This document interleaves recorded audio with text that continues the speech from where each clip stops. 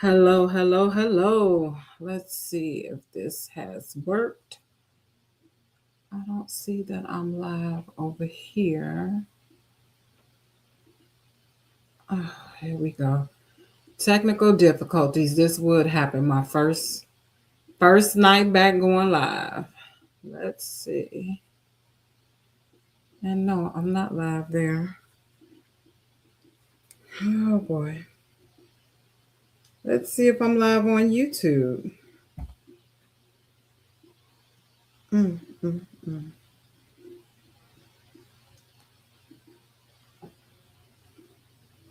Mm.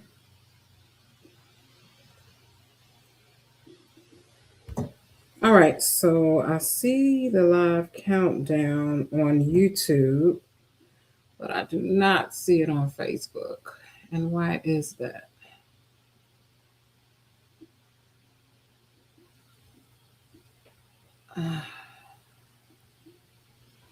So glad to know I'm not the only person that has technical difficulties.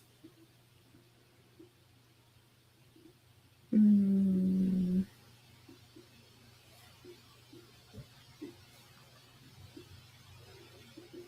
Let me go on and hit TikTok while I'm at it.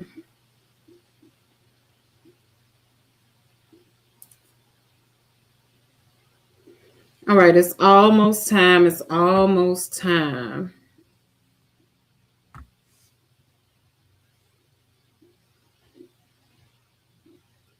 Okay, I see Facebook. This is the wrong page.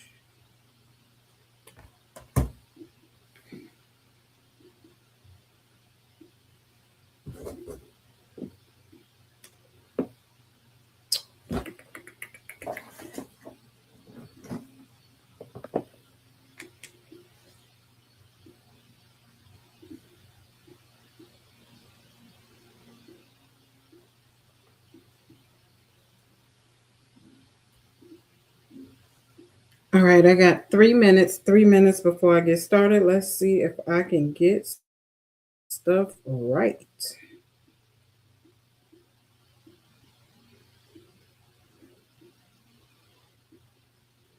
Let's see, come on. Come on.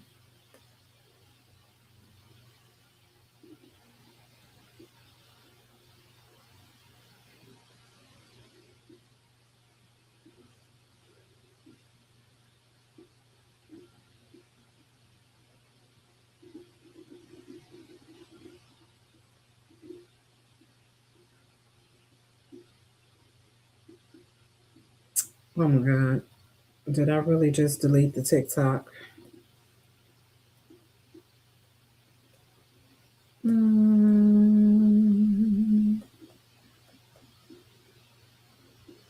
all right, that's good. I got rid of that.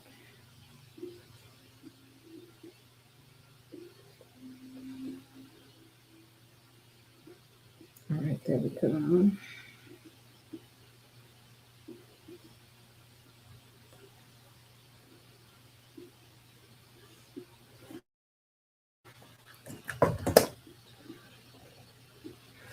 All right.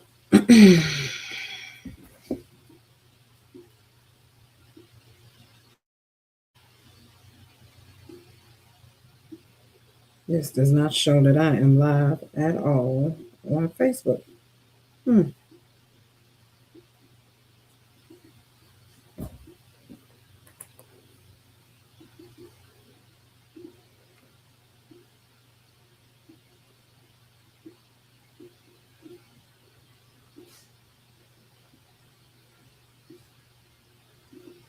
Oh, yeah. I see where I'm live at. Okay, so, all right. So, what I'm going to have to do is share this to my page. All right, that's what we're going to do.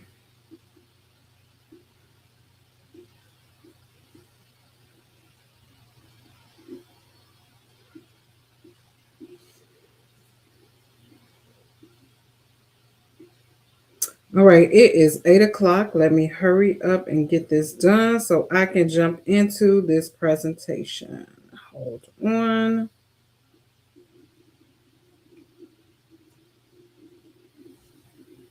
All right, so let me share. How do I do this?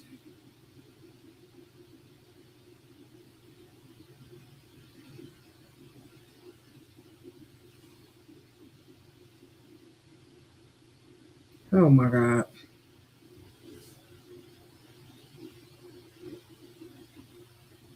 Your post couldn't be shared. Okay, I ain't gonna worry about it.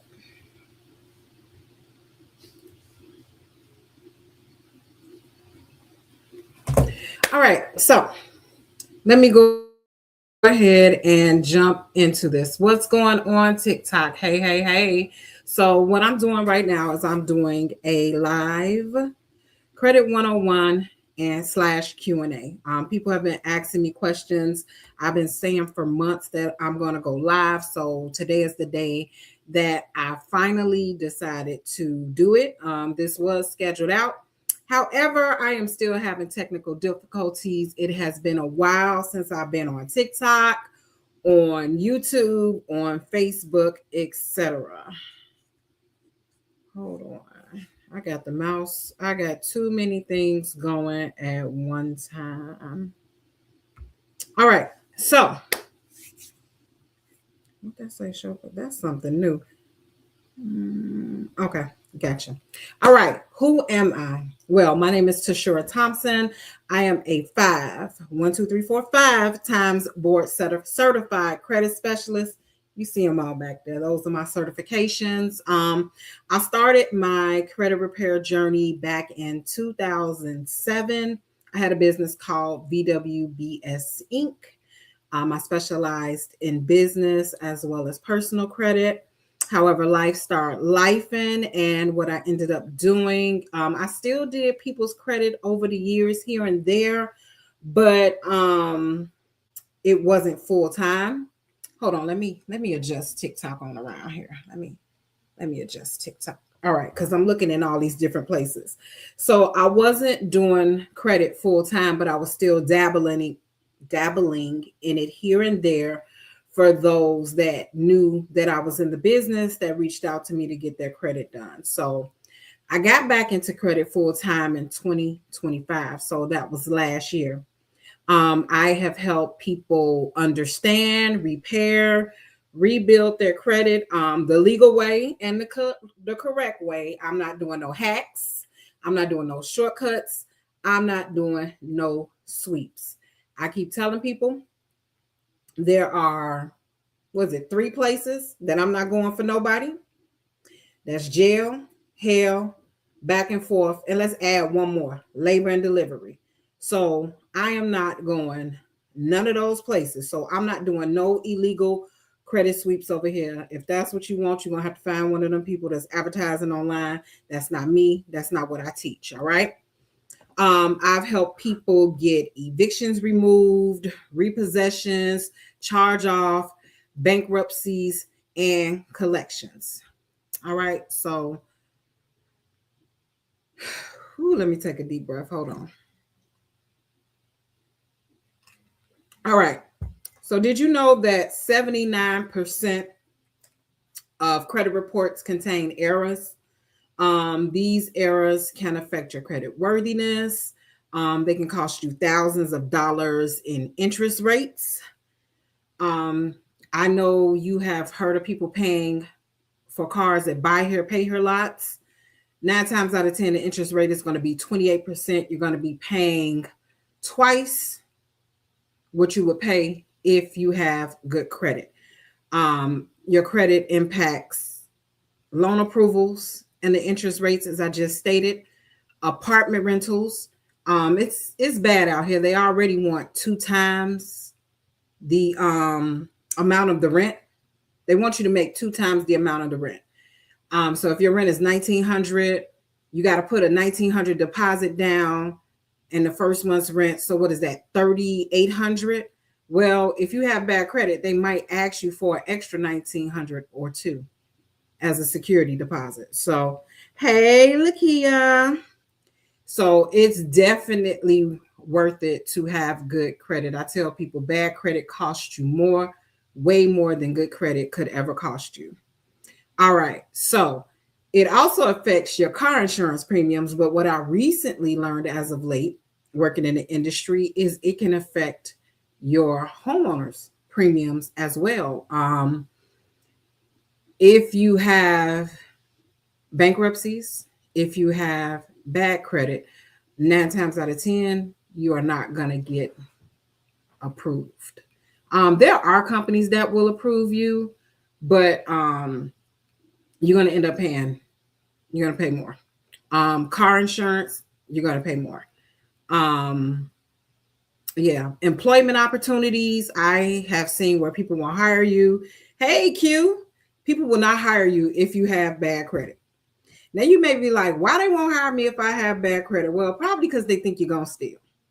They see you are in all of this debt.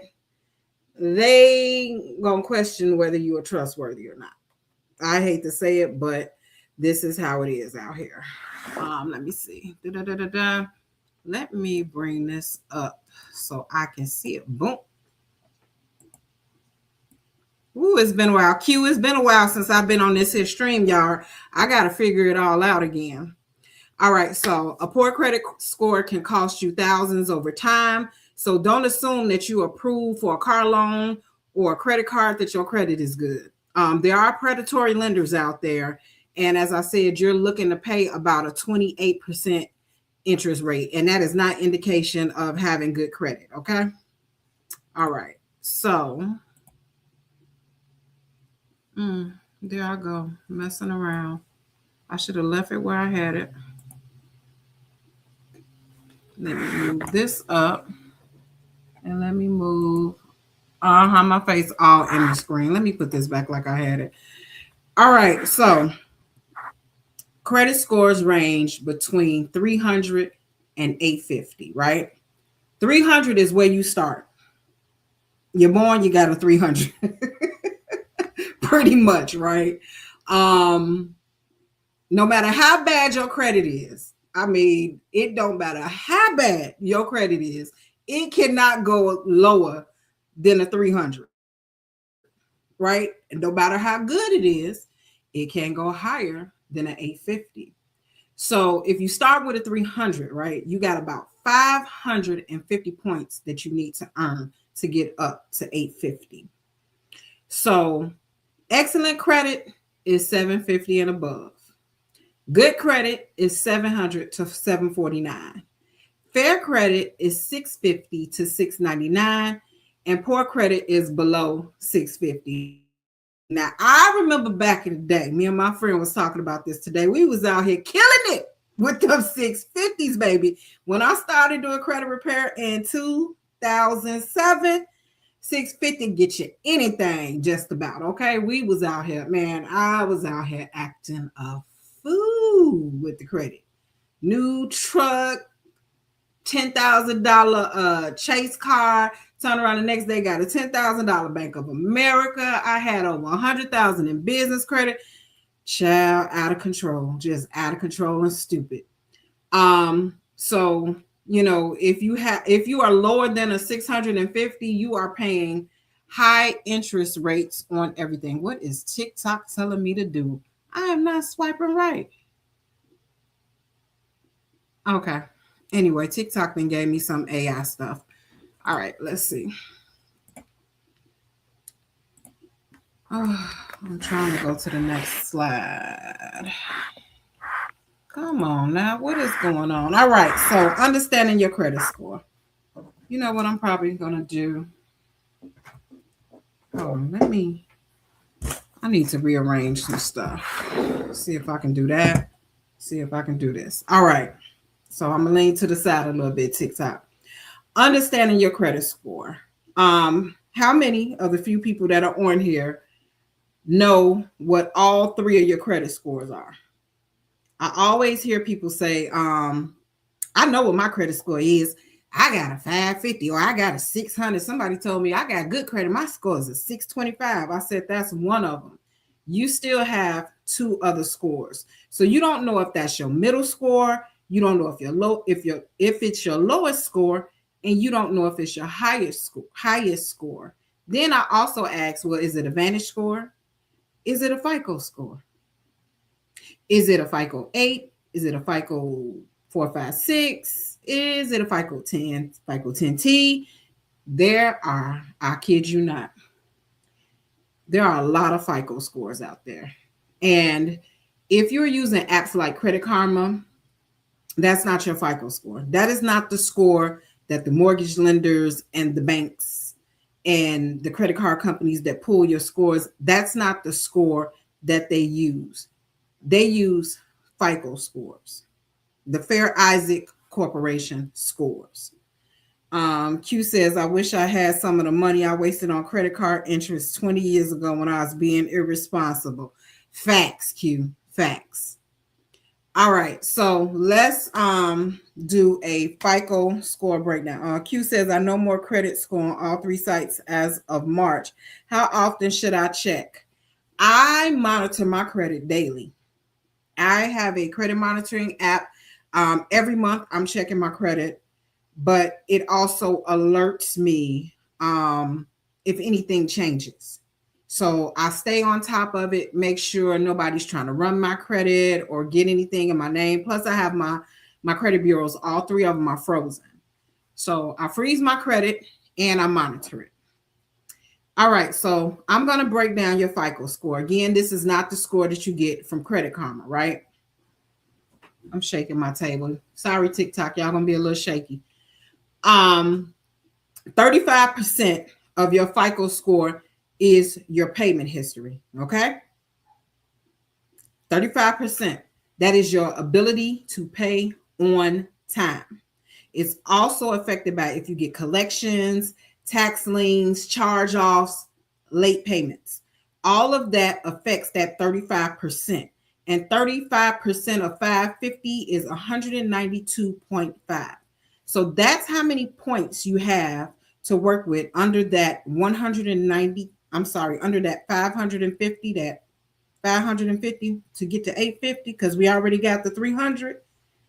You got 192.5 points. That is what 35% the payment history is worth in points. So you ever notice when you get late payments, they drop your score about 60, 30 points, depending. And if you get a late payment off, your score goes back up. Yeah, them late payments, them collections, all of that, they some heavy hitters. All right, 30% is your credit utilization. That is how much, hold on. Oh, I gotta block people already. And how do I get that off? I don't know. But he's blocked. Oh, wait a minute. There we go. Okay. Anyway, he's blocked. All right. So 30% is credit utilization. That's how much you run them credit cards up. So I'm going to tell you, I've been guilty.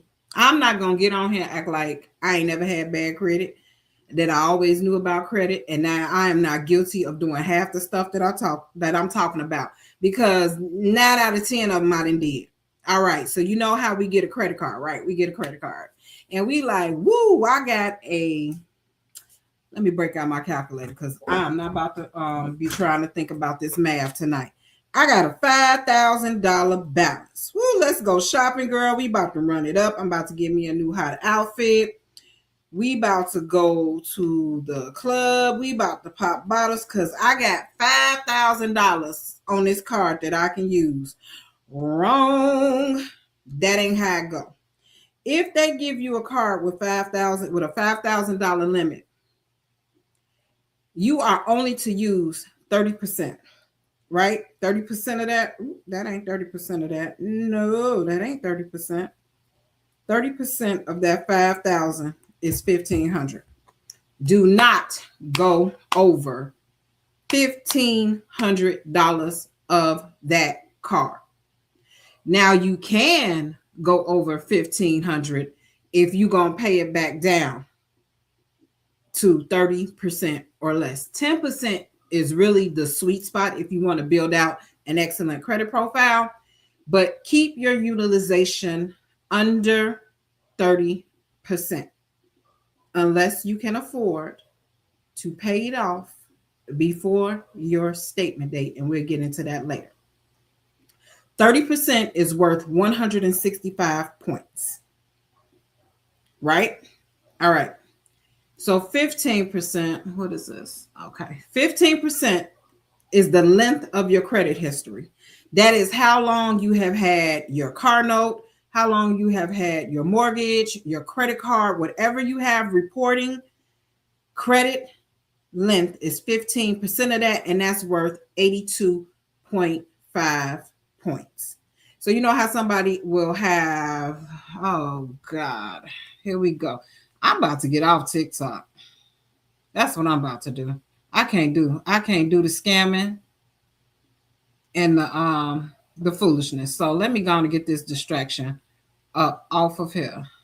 Boom. There we go. TikTok gone. Peace. So 15% is the average age of the open accounts that you have. So people are having a credit card for like 20 years and be like, oh, I don't really use that card. Mind you, it's open. Might have a zero balance, might have a low balance. They'll be like, oh, I don't really use that card. I'm going to close it. Don't do it. Don't do it because your score will drop. You are getting rid of 20 years of great on-time credit history. Don't do it. All right. 10% of your FICO score is a credit mix. That's worth 55 points. So this is your mix of credit with your revolving accounts, your installment accounts. That accounts for 10% of your credit report. Then we have I can't talk. Hold on. I talk too fast. I'm learning to slow down. We have inquiries. Inquiries accounts for 55% of your credit score. That's opening new accounts and applying for credits. You know, I got this little toy. This little toy I found on here I can play with. All right.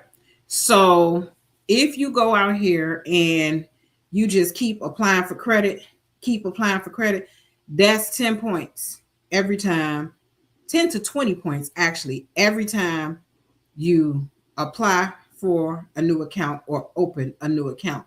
Your score will drop, but it will over time build back up. So what does that say?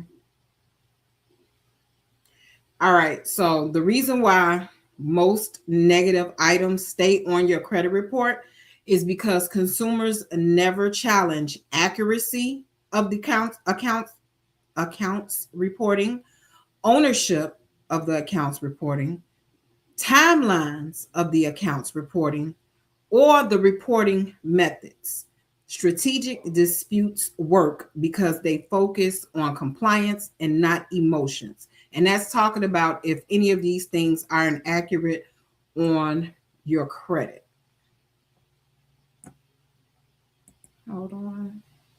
That is not what I was supposed to say. I was supposed to say a change in utilization and accuracy can move your credit score quicker than paying thousands of dollars blindly. So, all right, let's get into what is credit repair. All right, we're going to get into that. That's what y'all want to hear. Gotta love it. Credit repair is the process of identifying and removing inaccurate information, outdated information, unverifiable accounts, and fraudulent activity. How do you do this? You do it by challenging the credit bureaus using the laws. I tell people, let me reel it back in. My passion is coming out. One thing I'm going to tell you is to do not dispute online. Do not dispute on Experian, TransUnion. Write letters. And when you dispute, you cannot keep saying, this account is not mine. This account is not mine. You wondering why you done did 5,100 disputes and nothing is moving. You keep saying this account is not mine. Pretty soon they just gonna put you over in the frivolous dispute pile and not even paying any attention. Or they're gonna mark your credit report consumer disputes this account. They're not gonna pay attention to that. You have to dispute using the laws. I dispute using the laws, okay? Metro 2 compliance is one of them. That is how your data must be reported into their standards. Why did that blank out? All right. Another one is the Fair Credit Reporting Act, the FCRA. Accuracy and reporting rules is what they govern. Then you have the FCDPA, Fair Debt Collection Practices Act. That covers the collection company's behavior and their violations. Like if they call you 5,100 times within 5 minutes, like if you tell them do not call you no more and they keep calling you and start harassing you or start talking crazy to you, they're violating rights. And if you don't know the rights that they're violating and you're disputing this account is not mine, it ain't gonna work. Okay. All right. So most negative items, again, remain on it, like I said earlier, because you never dispute the accuracy, ownership, timelines, or reporting methods. Strategic disputes and strategies is what count, not emotions. You can write letters. I've seen and heard people writing letters talking about just giving a sob story. Them people don't care. Number one, how you know a person is even reading your credit report? There's a machine there that they feed your credit report into called eOscar. So no one is like physically taking the time to read them 5,100 pages of, your dog passing and all that. They're not reading that. It's a machine. All right. So my process that I use for disputes is called ACTION, ACTION. I audit credit reports properly. I correct inaccurate reporting. I track the responses and the timelines of the bureaus responding. When laws are violated, I have people that will intervene, attorneys that I can refer you to that will help with those violations. I optimize utilization and structure your report properly. And I always tell you to never stop monitoring and maintaining your credit report. Oh, here we go. All right, hold on. Gotta move. All right, Q&A time. I got asked, what are 5 tips to quickly boost your credit score? One thing is to keep that utilization low.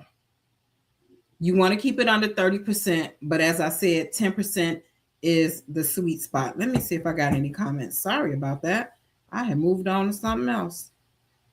Nope, no more comments. 10% is the sweet spot. If you use over 30%, always make sure you can pay it back down to 10% by the statement date. That's another thing. Stop paying your credit cards on the due date. The due date is only going to give you, okay, you paid it on time, no late payment. However, you are leaving points on the table. What you want to do is pay it by the statement date. Why is the statement date important? When the statement closes, that is the balance that is reported to the credit bureau. So let's say that $5,000 credit card you ran up, if you leave that balance at $5,000, when the statement reports, let's say on the 14th, they're going to report to the credit bureau, you owe $5,000. But let's say the due date is the 21st.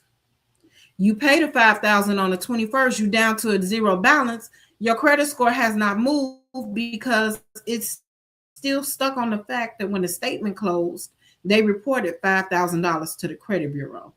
So pay it down by the statement date. So they will only report a 30% or less utilization. Okay. All right. Number 2, no late payments. If you have late payments in the past, we're going to talk about that, but don't get any more late payments. If you got to cut back on the cut waters, the turning up, sometimes you got to turn down so you can really turn up the right way. Whatever you have to do to set it up on automatic payments, whatever you have to do to not have a late payment, you want to do, because again, that late payment can cost you 30 to 60 points.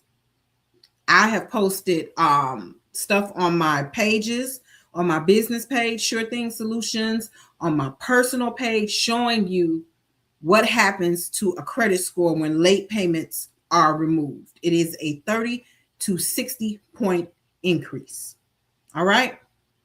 That is the number one factor that influences your credit score, because it falls under that 35% utilization. That 192.5 points, that's where that late payment fall up under. So if you get multiple late payments, you are gobbling up them points like Miss Pac-Man. In order for this to matter, you need to make sure you have positive accounts on your credit report that report good on-time payments. Them greens, you want a lot of them greens. You don't want to see none of them reds, none of them oranges, okay? None of them yellows. We want all greens, all green lights. Green lights mean go. We get into the bag, go. Green lights on the credit, right? Okay, so if you do have late payments, right, they need to be cleaned up. Again, each late can cost you 30 to 60 points. So what you want to do is target cleaning up the late payments for the last 2 years with goodwill adjustments. So this works best if you have, let's say, one company that you've been with for at least 12 months and you only have like 1 or 2 late payments. If you have chronic late payments on your credit report, chronic, frequent, and habitual, you are always late, this ain't gonna work. For that, please just start paying on time. But if you have like 1 or 2 late payments on your account, you can write to the company and request a goodwill adjustment. I do talk about that over in my DIY Academy for people that want to clean up their own credit. All right, so 5 tips to quickly, boost your credit score, part 2. Yeah, we still on this. Number 4. Wait a minute. Did I go from 2 to 4? Lord help me. Nope. I forgot late payments was 2 of them. I thought I couldn't count for a minute. Let's see. All right. So one way to increase your total credit utilization, if you're okay, so let me rewind. No, I didn't do the ghetto lip smack. If your utilization is high, right? I've come across some customers where their utilization might be 105%. They have maxed out their cards. It's not the end of the world. Sometimes you can call the credit card company and you can ask them for an increase. If your utilization is real high, you might not be able to do that. But certain companies, you've been with them a while, you've always paid on time, they'll give you an increase. What that increase in the limit does is it drops your utilization down. That helps your score to go up because it's not screaming, help. I'm over my utilization. Help.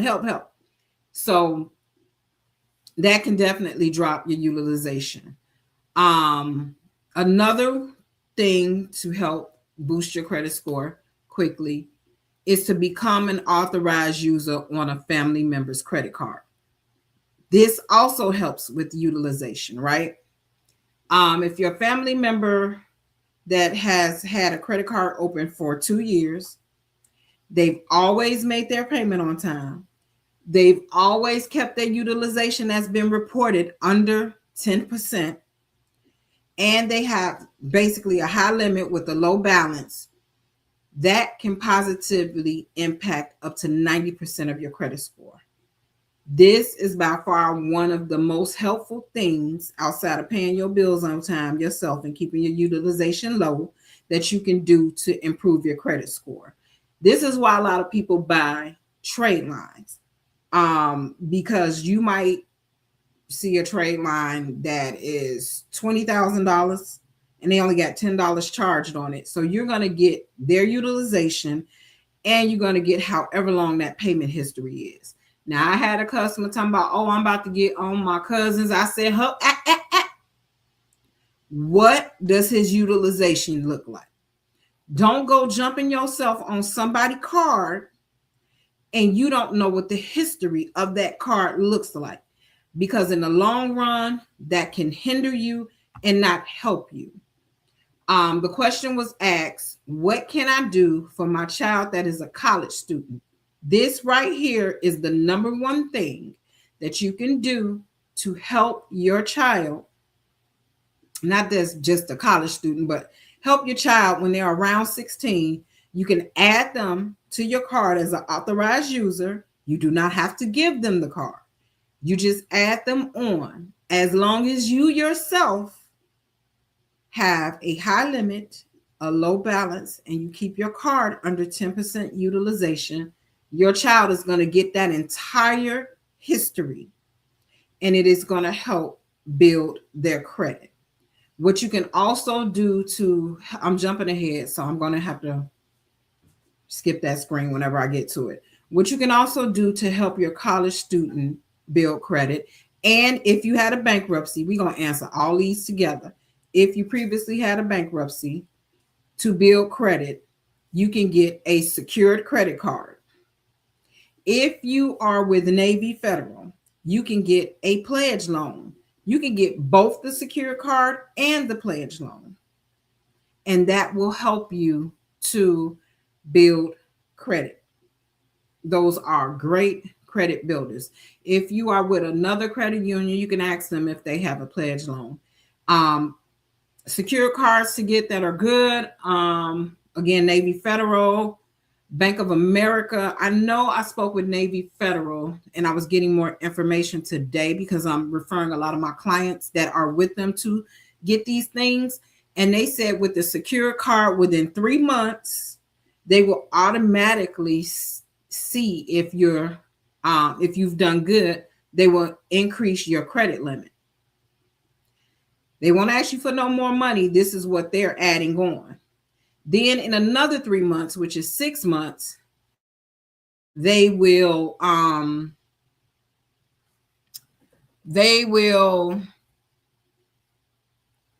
check and see how you've been doing, and they will increase your limit and make it an unsecured card. So that is definitely something that's good for credit building. Bank of America, I don't know how long it takes them to make the card an unsecured card. I've heard it's been around a year.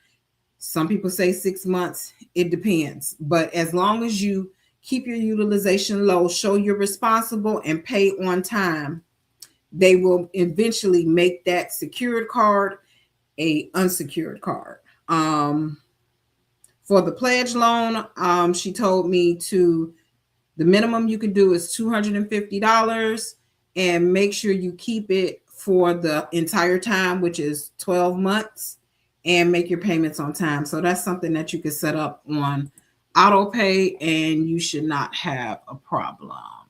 There we go. All right, so that's what I just talked about. A lot of people ask, how long does credit repair take? How long does credit building take? I can tell you right now, everybody's situation is different. Everybody's. I have customers that don't have that much on their credit. I've gotten them from the 600s to the 700s within a month or two. I have people coming out the gate, stuff is falling off. Their scores have increased by 100 and some odd points. But it's not just about scores, it's about building out your credit profile. So there may be things on there, collections, closed accounts that are reported negatively, charge-offs, all of that. So everybody's situation is different. Some come out running, some have to walk, some gonna have to crawl. So it all depends. There is no time frame. I could say at minimum, the least amount of time that somebody has done what they're supposed to do with me, they've been with me for 9 months. I'm gonna give you some credit myths right quick. Let me see. Let me make sure that was the end of my presentation. Let me see what we got. I didn't mean to do that. Yeah, I think that was the myths. Oh, that was the end. All right, so let's talk about some credit myths. I've had somebody come to me and say, hey, hold on. Hey, I got this repo. I ain't gonna pay it. They came and got the car. I just want it off. That's not how it works. You just admitted the repo was yours. You just don't want to pay it. You just want it off. If that repo is not reporting incorrectly in any kind of way, with the data, with the timelines, with the amounts, with the dates, if that repo is reporting accurately, there is no guarantee that repo is going to come off. And if I do get that repo off, you still owe the debt. So let's clear that up. People think because you get it off your credit, that's it. It's gone. It disappears. It goes into the sea of forgetfulness like your sins with the Lord. No, no, no. Them people don't forget. And if the statute of limitations has not hit on that debt, they do have the right to sue you for it. Will they? Nah. Some people do, some people don't. But just because it's off of your credit report does not mean you do not owe the debt. So just know that they can come back and sue you. All right. So that was another thing. Let me think. I talked about do not close old accounts. I talked about the late payments. A lot of people have told me that they have paid people to repair their credit and they don't want to do that anymore and blah, blah, blah. That's fine. If you don't want to pay me or anyone else to repair your credit, I do have a DIY school academy, but we will talk about that on another video. I'm going to come back and what I'm going to discuss is disputing. I'm going to discuss disputing and I'm going to go deeper, do a deeper dive into collections. So it is 8:39. There is no one on here. I think I have answered all of the questions that I had, which were basically about bankruptcies, late payments, and how to build credit for your teen that's going into adulthood. Again, remember, authorized users, you don't want to go to authorized user account, get them a secured credit card. Do a pledge loan if you have a credit union, okay? All right, so make sure you follow me on all platforms. It is Sure Thing Credit, Sure Thing Solutions, and Tashira Talks Credit on YouTube. Thank you for joining me tonight. And I promise when I go live again, I'm going to have my camera set up right. I don't know if it's going to be the laptop, computer, but we gonna get it together. You got to walk. I'm sorry. You got to crawl before you walk. But best believe when I start walking, I'm going to end up running. All right, y'all. Have a good night. Peace out.